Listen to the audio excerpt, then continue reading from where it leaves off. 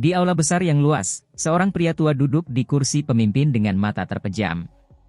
Energi spiritual yang kuat bergetar di sekelilingnya, menciptakan sedikit distorsi di udara. Meskipun kekuatannya tidak jauh berbeda dari sebelumnya, ada sesuatu yang berbeda kali ini.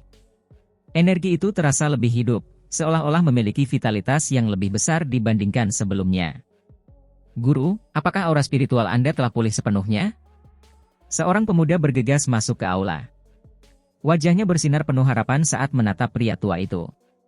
Dengan kemampuannya saat ini, dia dapat dengan jelas merasakan perubahan yang terjadi. Pria tua itu perlahan membuka matanya dan menatap pemuda yang berdiri di hadapannya. Ia tersenyum samar dan mengangguk. Buah bayi jiwa tingkat emas memiliki efek yang luar biasa. Energi spiritual intiku telah kembali ke puncaknya. Kalau begitu, apakah kita bisa memulai proses pemurnian tubuh sekarang? Pemuda itu bertanya penuh antusias. Masih ada beberapa bahan yang harus dipersiapkan, jawab pria tua itu dengan tenang. Tidak perlu khawatir, Guru. Aku telah mengumpulkan semua bahan yang dibutuhkan selama bertahun-tahun, kata pemuda itu dengan percaya diri. Ia menjentikkan jarinya, dan sebuah botol giok muncul di tangannya. Di dalamnya terdapat pil obat besar yang berputar perlahan, mengeluarkan aroma pekat yang memenuhi seluruh ruangan. Ini pil obat tingkat 8. Seorang pria lain di aula itu terkejut saat melihatnya. Benar. Pil ini telah mengalami 5 kali petir pil. Pria tua itu mengangguk, lalu tersenyum puas. Kau telah berkembang pesat dalam alkimia selama bertahun-tahun ini. Haha, jangan meremehkan Xiao Yan. Dia sudah mencapai tingkat yang bahkan bisa menyaingi dirimu saat muda, kata pria lain sambil tertawa. Guru, ini adalah pil pelebur darah penumbuh tulang, kata pemuda itu, mengarahkan botol gioknya ke pria tua tersebut. Lalu, ia mengambil botol giok lainnya yang berisi beberapa tetes darah berwarna hijau merah yang mengeluarkan energi menakutkan. Ini adalah darah esensi dari Heaven Demon Phoenix. Meskipun jumlahnya sedikit, kualitasnya luar biasa, kata pemuda itu dengan percaya diri. Sementara itu, untuk kerangka, aku telah menemukan satu yang berasal dari seorang ahli Douzong tingkat atas, lanjutnya. Dengan lambaian tangannya, sebuah mayat yang tertutup es muncul di aula. Namun, ekspresi di wajah pemuda itu menunjukkan ketidakpuasannya. Jika ini dulu, ia mungkin akan terkesan, tetapi dengan kemampuannya saat ini, kerangka ini terasa kurang berharga. Kalau soal kerangka, aku punya yang lebih baik, pria lain di aula itu berkata sambil tersenyum. Ia melambaikan tangannya, dan sebuah peti mati muncul di tanah.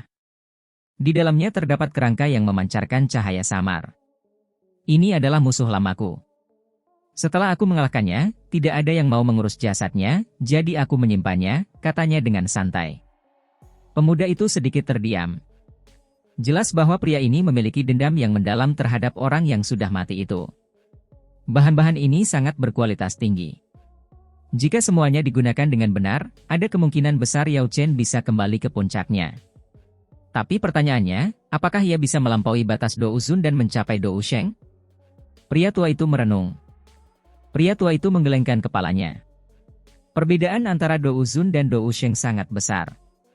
Seorang Douzun sudah dianggap sebagai ahli puncak di benua ini, tetapi Dousheng berada di tingkat yang jauh lebih tinggi. Sepanjang perjalanannya di dataran tengah, pemuda itu hampir tidak pernah bertemu dengan seorang Dousheng sejati.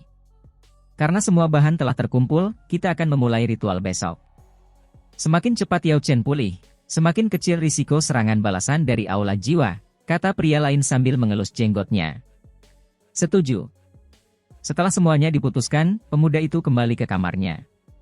Malam sudah larut, tetapi pikirannya masih penuh dengan berbagai hal. Ia duduk di tempat tidurnya, merenung sejenak, lalu mengeluarkan 3 tulang rusuk putih giok dari genggamannya. Tulang rusuk ini menyimpan rahasia teknik Dou kelas Tian. Namun, karena sibuk dengan hal lain, ia belum sempat menelitinya lebih lanjut. Dengan kemungkinan serangan dari aula jiwa, ia sadar bahwa kekuatannya sendiri harus ditingkatkan. Teknik Dou kelas tinggi adalah kunci untuk meningkatkan kekuatan tempurnya. Teknik Dou kelas Tian legendaris memiliki kekuatan luar biasa. Ia masih teringat betapa mengerikannya serangan yang dilepaskan oleh kerangka Dousheng saat menggunakan teknik tersebut. Tulang rusuk di tangannya terasa dingin dan halus, lebih mirip batu giok dibandingkan tulang biasa. Permukaannya dipenuhi dengan karakter-karakter kecil yang misterius, tampak seperti simbol kuno yang sulit dipahami. Ia mencoba menghafal karakter-karakter itu dalam pikirannya, tetapi tidak dapat menguraikannya. Sepertinya metode biasa tidak akan berhasil, gumamnya. Dengan hati-hati, ia meletakkan tulang rusuk itu di dahinya dan mencoba menggunakan kekuatan spiritualnya untuk membacanya. Namun, kekuatan itu langsung terpantul kembali. Ada segel di dalamnya. Tanpa ragu, pemuda itu mengerahkan apinya. Api berwarna ungu kecoklatan berkobar di telapak tangannya dan segera melingkupi tulang rusuk itu. Meskipun terbakar dalam suhu tinggi, tulang itu tetap utuh tanpa perubahan sedikit pun. Ini tidak mengejutkan pemuda itu. Jika segel Dousheng dapat dipecahkan dengan mudah, maka itu bukanlah segel yang sesungguhnya. Ia terus mempertahankan api tersebut, membiarkannya menyelimuti tulang rusuk selama berjam-jam. Seiring waktu, warna putih giok pada tulang itu mulai memudar, digantikan oleh warna emas gelap yang aneh. Riak energi yang samar mulai muncul dari dalamnya. Tiba-tiba, terdengar suara gemuruh pelan, seperti cairan yang mengalir. Saat pemuda itu membuka matanya, ia melihat bahwa tulang rusuk itu telah berubah menjadi cairan emas gelap yang perlahan bergerak di dalam api. Cairan itu tampak memiliki kesadaran sendiri, membentuk berbagai pola aneh. Jadi, begini cara segel ini terbuka? Ia mengulurkan tangan dengan ragu-ragu, lalu menyentuhkan jarinya ke dalam cairan emas gelap itu. Begitu jari menyentuhnya, cairan itu langsung bergerak, melilit tangannya dengan erat. Rasa sakit luar biasa segera menyebar dari telapak tangannya. Tulangnya bergetar hebat, seolah akan hancur. Namun, sesaat kemudian, rasa sakit itu tiba-tiba menghilang, dan cairan emas gelap itu menghilang ke dalam tubuhnya. Mata pemuda itu bersinar dengan cahaya keemasan. Gumaman pelan keluar dari bibirnya. Ini adalah telapak tangan pencipta surga agung. Sebuah ledakan menggema dalam kesadaran Xiaoyan, membuat jiwanya bergetar hebat. Penglihatannya perlahan memudar hingga menjadi buram. Ketika akhirnya kembali sadar, ia mendapati dirinya berada dalam dimensi yang asing dan misterius. Tempat itu tidak terlalu luas dan benar-benar sunyi, tanpa sedikit pun tanda kehidupan. Saat pandangannya menjelajahi sekitar, ia tiba-tiba tertuju pada sosok seseorang yang berdiri dengan tenang, kedua tangannya disilangkan di belakang punggungnya. Sosok ini tampak biasa saja, tanpa sedikit pun jejak kekuatan atau energi yang bisa dirasakan. Seolah-olah dia hanyalah manusia biasa. Namun, naluri Xiaoyan mengatakan hal lain. Bagaimana mungkin seseorang yang tampaknya biasa bisa muncul di tempat seaneh ini? Jika dugaannya benar, orang ini adalah pemilik asli dari sisa-sisa peninggalan yang kini ditemuinya. Sepertinya ini adalah ruang memori yang tersembunyi dalam teknik Dou. Sosok ini bukan makhluk hidup sejati, melainkan sekadar fragmen ingatan dari seseorang yang pernah mencapai puncak kekuatan, pikir Xiaoyan. Seperti mengonfirmasi pemikirannya, sosok itu tidak menatapnya, tetapi sebuah suara tenang tiba-tiba bergema di dalam ruangan. Teknik ini disebut telapak penciptaan surga agung, sebuah teknik Dou tingkat Tian. Aku menggabungkan 100 teknik Dou dengan seluruh kemampuanku untuk menciptakannya. Teknik ini mengandung esensi penciptaan, kekuatan yang mampu menghancurkan langit dan bumi. Xiaoyan mendengarkan dengan saksama, matanya bersinar penuh antusiasme. Teknik ini melampaui batas biasa. Jika kau telah mendapatkan tulang peninggalanku, maka tanganmu pasti telah diperkuat oleh air liur roh emas. Ingatlah, hanya tangan yang telah diperkuat yang bisa menguasai teknik ini. Jika tidak, serangan baliknya akan sangat fatal. Kata-kata itu membuat Xiaoyan terkejut.